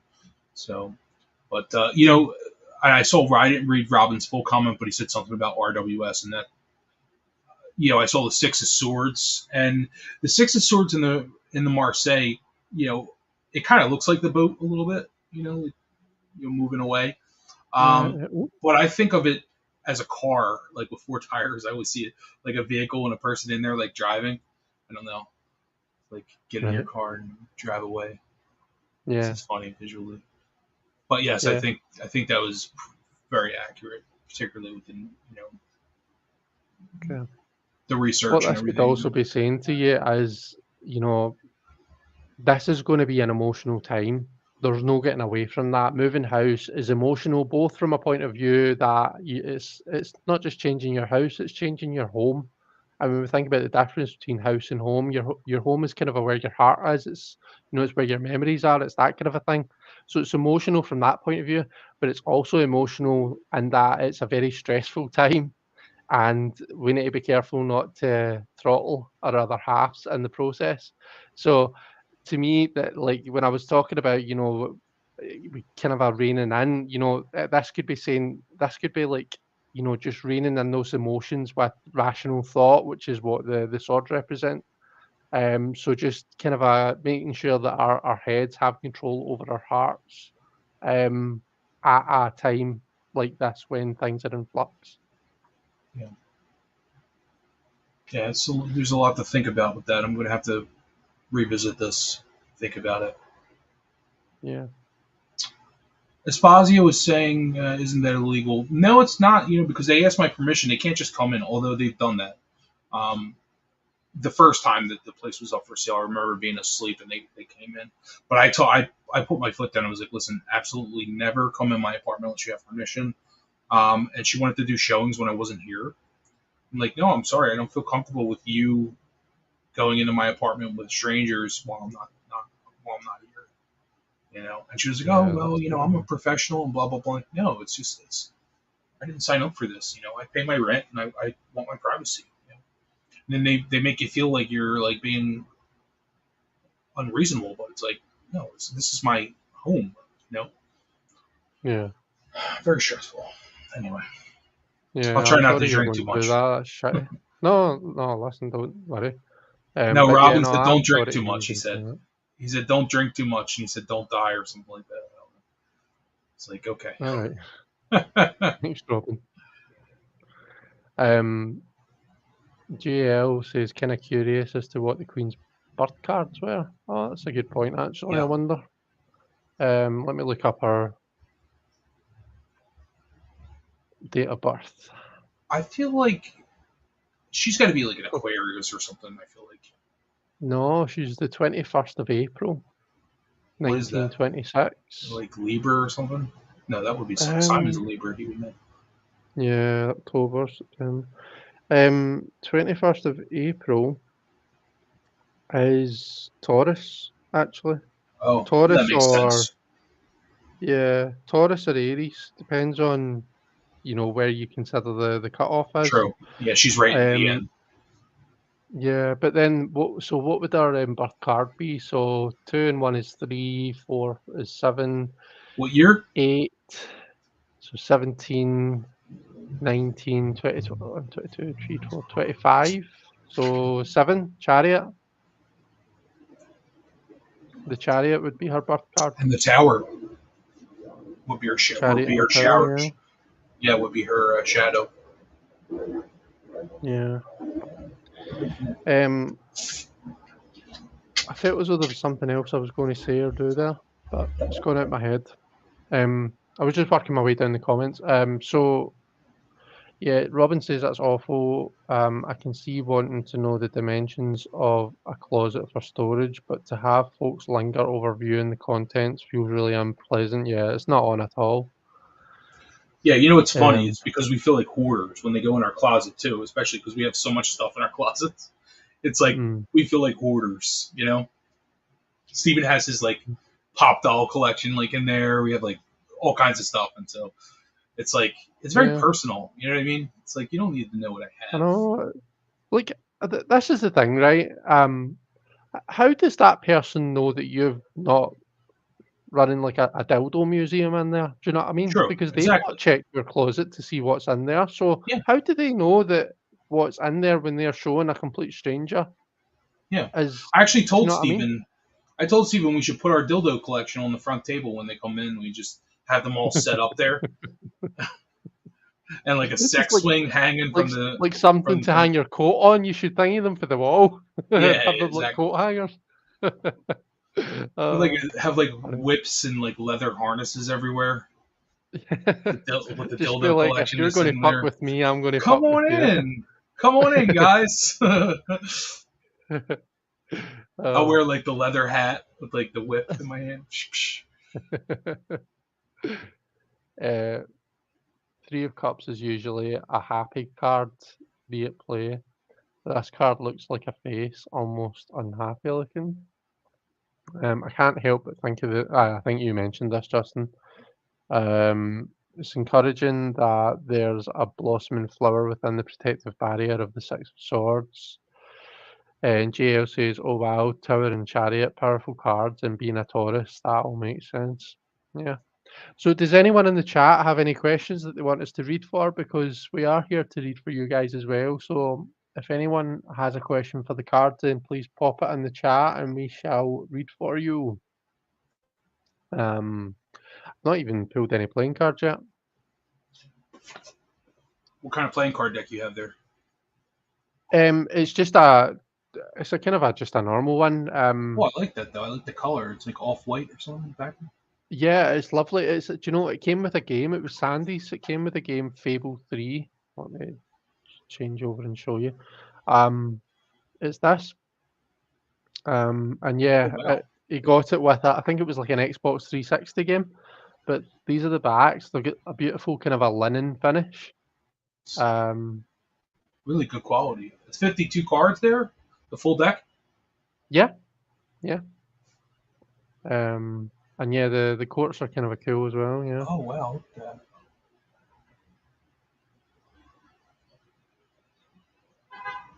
Nice. Try to find one of the aces for you. Oh, I've got jokers in there as well. Apparently, I didn't even think about that. Cool. There's like a rooster in a teapot. That's pretty random. A rooster in a teapot. Maybe like a song. Yep. As you do. There's an ace. Nice. It's like a tree of life kind of thing. Yeah. I really like the color. The off-white color is very antique look. I think it's meant to look kind of aged. Because it even looks, I don't know. Yeah, it's not. I've not creased the cards. The cards kind of had this naturally kind of a. I don't know, Yeah, it looks stenciled. It looks stenciled. Is what it. It looks like an old stenciled deck. Yeah. Very cool. I wonder if it. Well, no, it can't be a. Obviously, it's a modern because it has modern quartz. So. Yeah, it's just normal apart from. Yeah, the fact that it's made to look older. I think Regina has a question. She wants to know how her fair that she's doing in October is going to go. Oh, cool. I'm going to use the traditional Italian fortune cards, which is it's a reduced deck. I think there's only 36. But it's Lo Scarabeo just released. I love it. It's cool. It doesn't have all the minors. It's basically like a tarot deck. Comes in this like nice box, and it has a very Italian pips. These are the card backs, and they're nice size. They're like slightly larger. I feel like they're not quite the size of a tarot deck, but they're larger than playing cards. These are the quartz. So really cool when you're just messing around with pips, and it's tarot pips almost, but playing cards. Nice. Yeah, it's really cool. So I will use that. We're gonna both pull.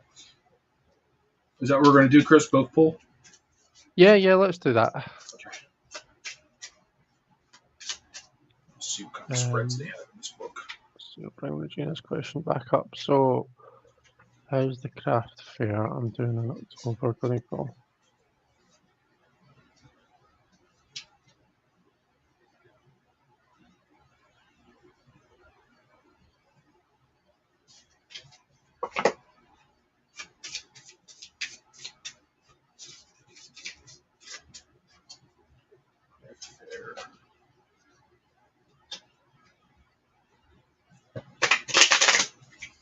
You know what I'm going to do? I'm going to draw. I'm going to draw 3 majors from here, and I'm going to pull do and don't do from here. Right. For whatever reason, I want to do that. I don't know why. Cool.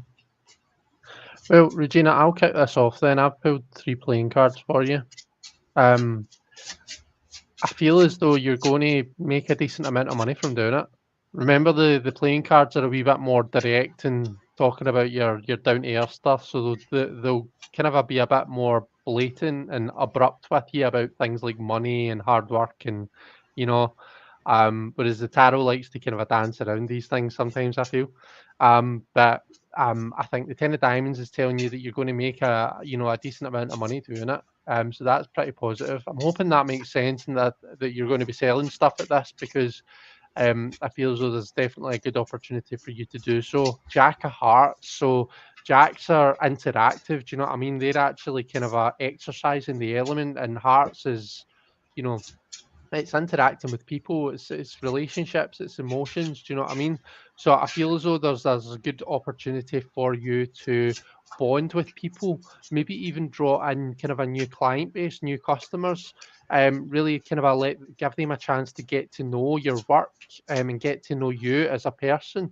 So maybe some people who have only seen your stuff online and stuff, seen your stuff online before, can now actually put a face to the business, which will be nice for them, because that can really kind of boost your business because you're a pretty awesome person, Regina, and I think that giving the people the opportunity to get to know you a wee bit more and not just your product will be really beneficial to you. The ace of clubs is maybe telling you that it's going to be hard work. It's going to be a long day. It's going to be hard work, and you're going to have to really kind of knuckle down and get into it. But I really feel as though the benefits to that are far outweighing. It's going to take a lot out of you. It's going to be hard work, but it's definitely going to be beneficial for you, is what I feel. Oh, she says she is selling stuff. That's good. Yeah, I got some interesting cards. I got the World card, Yeah. the Devil, and I got Justice. So how is this going to go? I think it's going to be a success. It's probably going to be well worth your while. With the World card, it's a pretty good indication of something, some kind of accomplishment. I feel like it's going to be a bit of I picture you tied down to like wherever you're at, like your long hours maybe, and you're not going to be able to leave to like go to the bathroom and stuff. It's going to be like that kind of thing. Um, but I think with the Justice card too, so it's going to be something that works out for you. I think. Um, I would just say make the most of it. And then so the do I got was the five of coin, which is make the money. I really think it's so. I just picture a hand with coins being put in your hand, and taking it with your five fingers down. Just take the money. Do what you have to do. Don't do three of cups. I don't know if this is. You're not there for a good time. You're there to make money, but I don't know what the three of cups is. Honestly, I really don't. Maybe it has to do with. Maybe emotionally it's not don't take it personally, just kind of do it, get the money and get out kind of thing.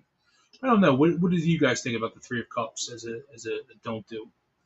It's kind of a weird because it's such a positive card, like I want to say like don't drink while you're don't celebrate while you're there, but that's kind of weird advice, the don't do card.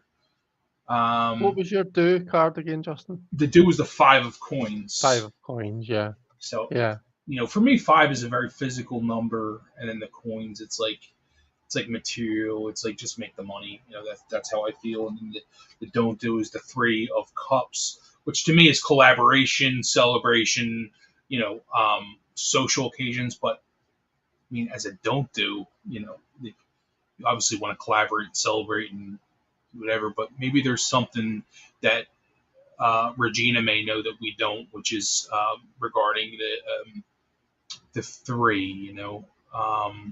Maybe there's a person there that you don't want to see, or something like, um,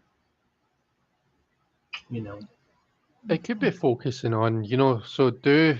you've got coins and don't do, you've got cups. So it could be as simple as, focus on the business at hand. Do you know what I mean? There's time to party later and there's time to kind of enjoy yourself later. Um, Yeah, not that you can't interact with people and kind of let them see your warm, bubbly personality, but you're there for a reason. You're there to kind of promote yourself and promote your product, and just kind of remember that, I guess. And you know, like sometimes you see these stalls and. Well, that's reminded me of something. I'll say after. Sometimes you see these stalls where like or even in shops.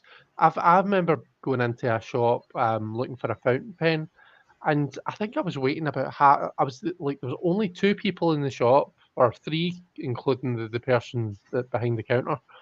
Um, I was waiting about half an hour because they were the the shop person was talking and gassing and gabbing away to this other person for ages and ages, and I was waiting for about half an hour to get the product that I wanted.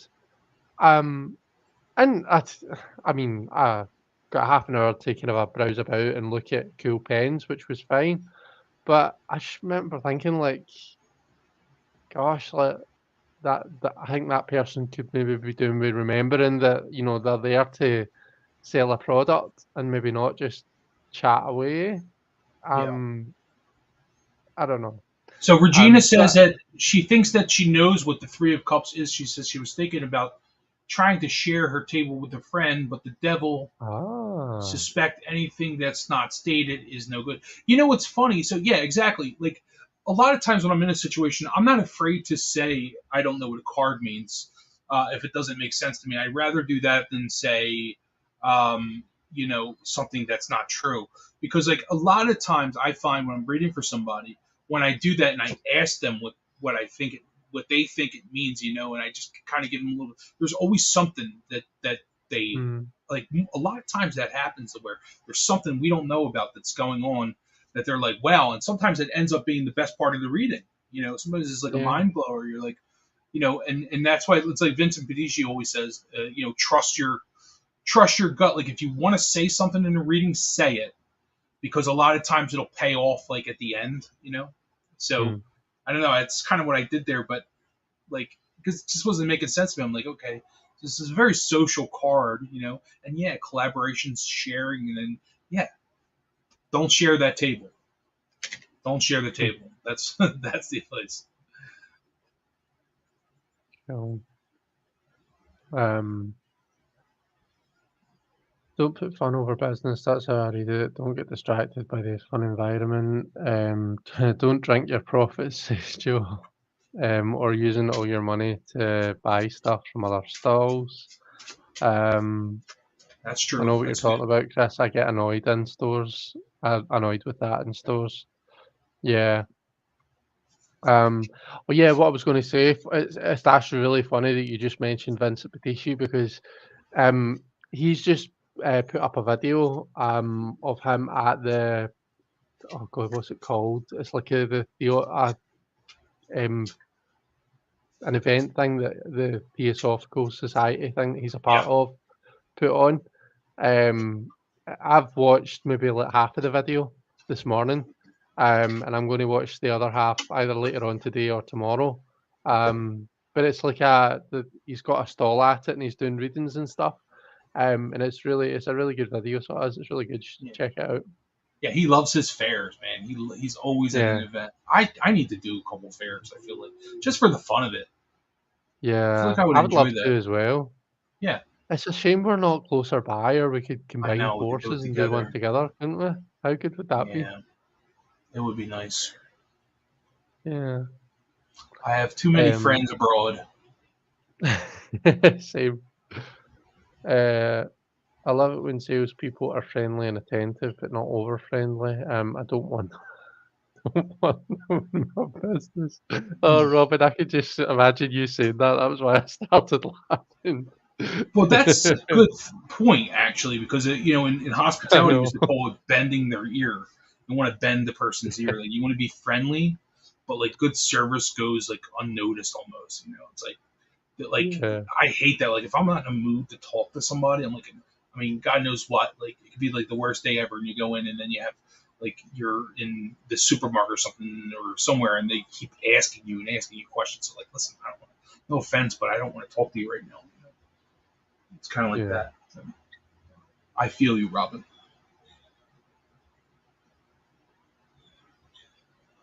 Joe says online fair. Yeah, could do that. Right. Does anyone else, last orders at the bar? Does anyone else have a question for the cards? Pop your question in the chat and we'll read for you. If not, then we might call it an evening. We've been going for an hour and 40 minutes. Can you believe it? Yeah, it flew by.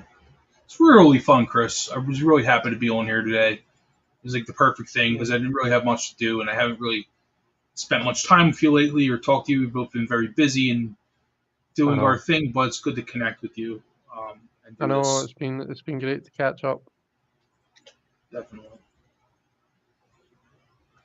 Let's do it Uh, again soon. I'll have to have you back on my channel because I want to have some tarot chats about some maybe slightly focused topics like we did last time. That was fun. Get a topic and then just talk about it. yeah. Cool.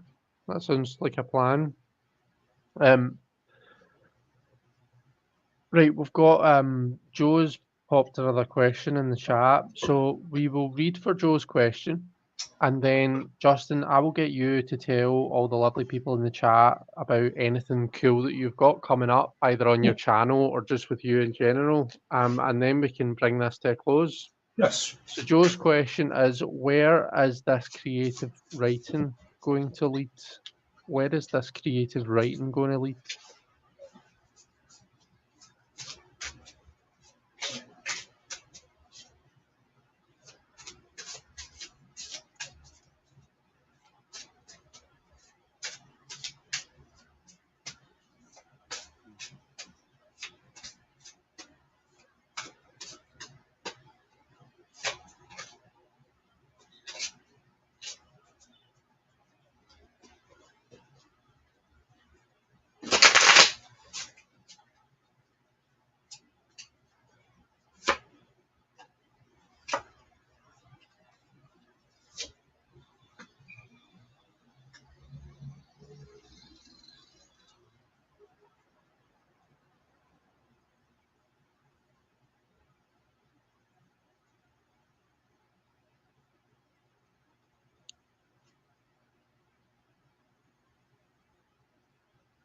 So I've got the five of diamonds, 10 of hearts. So first of all, the number value is doubling. Okay, so we see the work that you're putting in here, and then we see the rewards coming back. Twofold. We're going in with a 5 and we're coming out with a 10, but we're also changing suits. So we're going in with the diamonds and we're coming out with the hearts. So um, it's almost like, you're starting off at this thing with a very clear purpose, a tangible purpose, whether that's to get experience, whether you're looking to make some money out of it. But it looks as though the rewards that you're getting from it are twofold, and also they're kind of they're emotional. Do you know what I mean? Um, it's not just going to be a practical um it's not just leading to a practical place, but it's also going to leave you feeling very emotionally fulfilled as well. And we see that with the last card, the nine of hearts as well. The nines in playing cards can be talking about changes. I think that's what the nines tend to mean in playing cards, is changes. So it's going to open up new avenues for you. It's going to allow potential for new things for you. And it's going to take you new places, probably places that when you stepped into this project, you never really saw it going there. So it's going to open up new avenues for you, and I feel excited about it. We've got three red cards, which is in basic playing card terms, that's pretty exciting. We love red cards. So it's all looking really good, Joe. I think it's leading to great places. And yeah, definitely kind of a, you know, high emotional energy here. We're feeling giddy, we're feeling excited, we're feeling happy, fulfilled, joyous, all that kind of a lovely stuff. Um, so yeah, I feel good about it. How you? What have you got, Justin? So I pulled the Lovers, and Justice came out reversed. Now my thing with reversals is, when they come, I try to keep them up straight, but Justice came out reversed, so I'm leaving it reversed. I think it was meant to be. So Lovers, Justice reversed, and the Three of Wands. So obviously this is creative writing. I mean, obviously the Three of Wands is very much creativity. And the Justice reversed. I thought maybe you're suspending your with anything creative that you're doing, you're suspending kind of the rules to everything, and you're just kind of going with your heart and your emotions, and that's the Lover's card. You're tapping into a part of yourself that we often maybe we neglect, in the everyday mundane existence, So yeah, I mean the Lovers. I mean, what better archetype to describe the arts than the Lovers? I mean, it's it's all about character development, um, and living your life. I mean that's what art is about. It's about enjoying and appreciating living your life. Mm. So where's it going to lead? I mean wherever you want it to lead, I guess. But ultimately, it's creativity. It's your heart. It's building up character. It's it's the part of being alive. It's being alive, and appreciating being alive. That's what the arts are. What do you think about Justice Reverse, Chris? What do you in this? Let's hear your take on this. I actually liked what you said about it. I wasn't sure what I thought about it, but I really like the way you interpreted it. It's about, follow. So I mean, the Lovers. Do you know what I mean? Just the Lovers on its own is about, for me, it's when the fool goes with his heart rather than his head. He's gotten to a point, expectations and kind of a responsibility has got him so far, but he's come to this fork in the road where he actually has to make a decision based on his heart. Do you know what I mean? Yeah. Rather than just what's thinking it through. He has to think, right, well, how do I actually feel about this situation? Where is my heart leading me? Yes. Um, and that I suppose that's kind of the justice reverse for me comes in with that. It's like, the rule book gets torn up, it gets thrown out. It's not about what you've learned so far. Yeah. Your feelings and your emotions, following your heart isn't something you can learn or unlearn. It's just something that you go with. You see where you're drawn, and sometimes it will surprise you. By the way, sometimes you don't know. Yes. Like you'll surprise yourself about what you're drawn to. Um, but I mean, I think that Three of Wands is a nice one to end on because threes for me are expansion. They're about growth, and I say this all the time. Three of Wands has always been my kind of a just fucking do it card. Do you know what I mean? Yep. It's like, let's get out and do the thing, and it's going to be great. I pulled the Three of Wands before the very first time I went live on YouTube to do tarot readings. So I did. I thought, how is this going to do? What did they want me to know? And I get the Three of Wands, and at that point, I read it as a kind of a, you know, let's take action, let's do this thing, let's get it done. This is going to be good. And I mean, we're now like over 2 years on. You know, Yeah. um, Crazy. Time flies. I remember when you made your first video, yeah, when you started your very true. channel. I can't believe that was 2 years ago. I In one know. sense, I can. In one sense, it feels longer, but when I think about it, I'm like, no, it feels like it just happened. Yeah, that's crazy. So Joe says the Justice Reverse could possibly be a difficult past finally being aired. Yeah, that's very possible. One thing I wanted to say to you, and of course you're the one who's gonna know, but one thing I wanted to say to you when Chris was talking, this kind of popped in my head was like, when you're writing creatively, a lot of times you have a tendency to overthink what you're writing, like like I have this trouble. Like I try to write poetry or anything. It's like you edit as you're writing. Don't do that. Just write. Just write it down. Whatever comes to you, whatever you want, let it flow from you, and then do the editing and so forth. Don't think too hard about it. Suspend the rules. Just do it. Like, don't overthink the. Make sure it's authentic art. You know what I mean? It's coming from your soul, it's Mm. coming from who you are. And I feel like that's more something that really comes out with practice. You're able to kind of channel something and let go and let things just flow out of you when you don't let your brain get in the way of things. Yeah. So Yeah, definitely.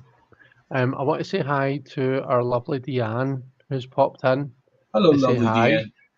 Deanne. And who else did I see? I saw Laurie Kramer as well. Laurie, I didn't say hi to you before, so it's lovely to see you. Um, okay, so Justin, what have you got coming up?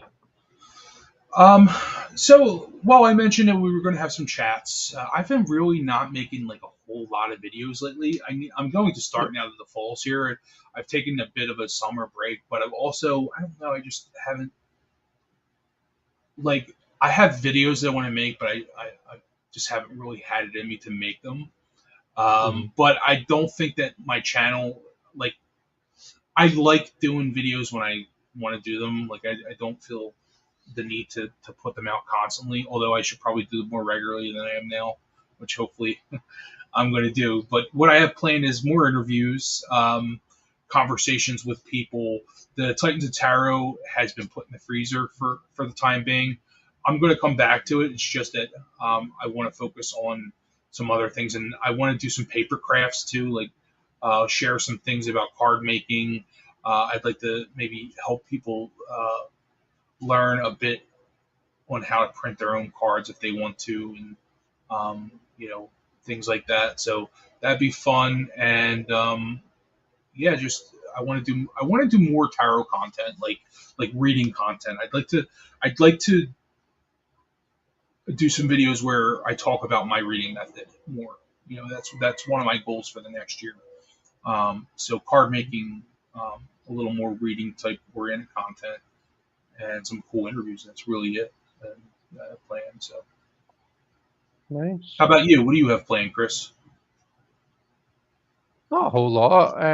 Just more of my usual. We've got the Mariel study group that's coming up, not this weekend, but the next weekend, I think. It'll be on Zoom, and then the following Thursday on YouTube. Um, hopefully I've got some more roundtable readings coming up as well. Excited about them. I think I've been in touch with Orshi about doing Nice. another one for her. So Cool. yeah, I'll hopefully have her on soon. And Nice. I know that like Richard and I have been trying to do. God, it must be for about a year now. We've been trying to get together to do a roundtable reading. Cool. So yeah, I need to get together I with was your him. very first round table reading. Don't ever forget that. Yeah. You were. I know. Don't you worry. I won't forget. And you could always call me if you need if you I'm happy to go on whenever. So if you need any volunteers. Sounds like you're busy, but if last minute things, I'm always happy to do so. Well, I mean, there's always space in my diary. So if you want to come on, then you are always welcome anytime. Not just Cool. for a roundtable reading, but just in general, you're welcome anytime. Same But here, Chris. yeah, You yeah. can take over my I'm. channel any day of the week if you like. Thanks. You have the keys to the kingdom. No, just kidding. Like, Right, guys. I have got. I'm going to pull a card for for the weekend for everyone. Just for the collective. Justin, you're welcome to as well, but yeah, you let's don't do have that. to. No, you But can I'll do pull a wee card. Let's go for this one. So just a message for the weekend ahead. I've used the psychic tarot. I don't know if anybody knows this deck. It's quite a cheesy deck, but I quite like it. Um, and this is basically like the four of discs. So it is. I'll just use this camera. Four of discs, or the four of pentacles. And it's firm foundation. All right. So yeah, that's what this is saying to me is, whatever we're doing this weekend, let's just make sure that we're coming from a place of stability. That stability is the most key, is the most important thing. Probably the worst thing that we can do this weekend is to go absolutely balls to the wall without making sure that we've got all our shit in order first. Okay, so we see this guy. It's kind of a very kind of a concentrated on his lumbar spine. You know, making sure that he's got a strong lower back in order to support his upper body. So from the same point of view, we need to make sure that we're doing that, but in our lives, okay? So making sure that kind of as far as possible anyway, things are stable. And if they aren't, then maybe that's something for us to think about. What actions can we take to make things more stable?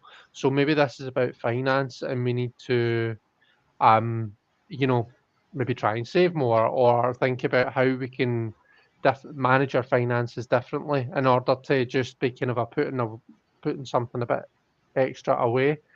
Um, or maybe it's about health. The earth suit can also be about health. So just thinking about the different ways that we can just concentrate more on ourselves and getting ourselves into that stable position. That is what I feel. Yeah, the Earth 4 wants us to be looking at this weekend. What have you got, Justin? I pulled the Moon card, which is like the perfect card for how things have been going right now. Like for me, I've experienced just the strangest. Like I think I wrote on Facebook the other day about like Mercury retrograde. I've been feeling the influence of like astrological influence lately. I don't know what it is, but it's a very intuitive time for me. I feel like, and probably for everybody. So pay attention to your dreams. Listen to your intuition. Don't be so reactive. Take in the information, listen to things, reflect. On them, and yeah, just pay attention to those types of things and intuition. I really feel like I don't know there's a lot going on in astrology. I'm not like an astrology person, but I feel it, man. I felt the Mercury retrograde and the other retrogrades, and it just happened to be with the full moon in Pisces, which is I'm a Pisces moon and sun, and I didn't even know there was a full moon, but I was like something's going on. I just feel it, like I felt it. Mm. And then sure enough, it was a full moon in Pisces, and we happened to go into like three different retrogrades, and I had a bunch of misunderstandings with people, like um, you know, texting people and then misunderstanding what I'm saying, stuff like that, like packages getting lost, weird stuff. So pay attention to those things, the environment, your emotions, things like that. Sounds good. Sounds like a fun weekend ahead. Joe's saying thank you very much for the reading. I saw earlier on, yeah. JL Torres said I had a wonderful first time here. Thanks everyone. Thank you very much for being here. I thought this was your first time. It was lovely to have you. Thank you. Let's see. Mercury is going back into his sign that he's domiciled and exalted in. Yeah. Because Virgo is your opposition to your sun and moon. You'll be affected big time. Yeah. Okie dokes. Right, guys, we'll leave it there. Justin, thank you so much for being here. Thanks for having me. It was fun. This was great. And thank you for agreeing to come on last minute. I realised it was like man. 2 hours before I was due to go live. Yeah. I messaged you and I was like, what would you think about coming live with me? So no, this was great, man. I enjoyed it. On. Yeah, I really am happy we did this. It was meant to be. And anytime, my brother, I'm always here. So anytime, just message me. And I'm happy to do it as long as I'm not doing anything. Brilliant. Okay. Right, guys. Thank you very much to all of you everyone for being here as well. Take care, everyone. We'll see you all later. Bye-bye.